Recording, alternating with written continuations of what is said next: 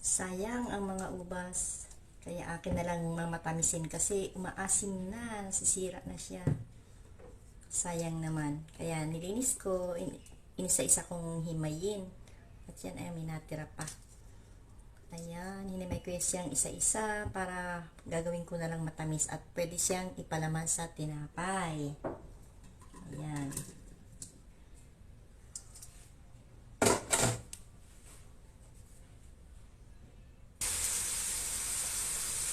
Yan, at habang siya lumalambot na, ito, drogin natin siya nitong almeres.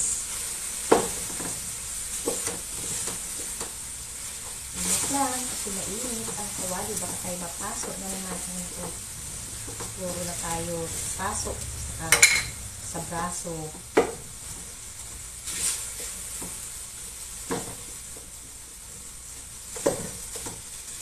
Yung red, ano siya, seedless siya. Pero yung green, marami siyang buto.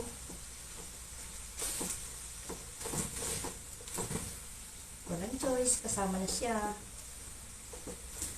Sayang naman kasi ang dami ko nang naitapon.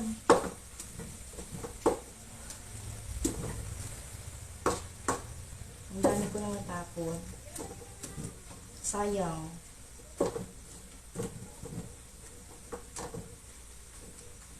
Ayan, durog na siya. Pwede ko na siyang lagyan ng sugar. Ang aking sugar ay white. Meron naman diyang kaso, yung kulay medyo mapulang-pulang sukal. Kaso ginagamit namin yun sa mga gatas, Milo, kape. Ayan, siya ay durog na. Pwede ko na siyang lagyan ng asukal.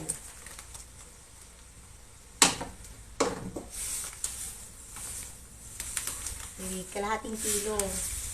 Hindi ko muna siya ilalahat.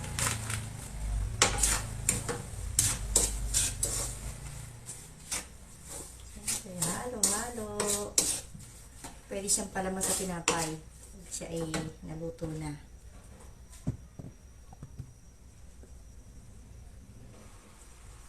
Ayan na siya guys. Sticky na siya. Pwede na siya.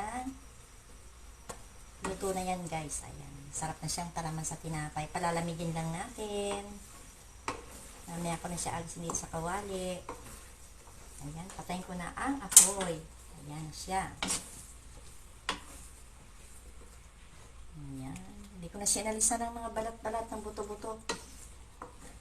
Sarap na siyang palaman sa tinapay. Kaunti lang naman yung kulay green yan. Lahat yan ay kulay violet. Ayan. Ano yan? Seedless. Ayan, pwede na siya. Mamaya ano na siya, makunat na yan pag yung yan ay lumamig. Ayan na, kaysa naman itapon at umaasim na sa ref, hindi naman nakakain na. Sayang naman, hindi na siya napapansin. Bye! Ang aking minatamis na ubas.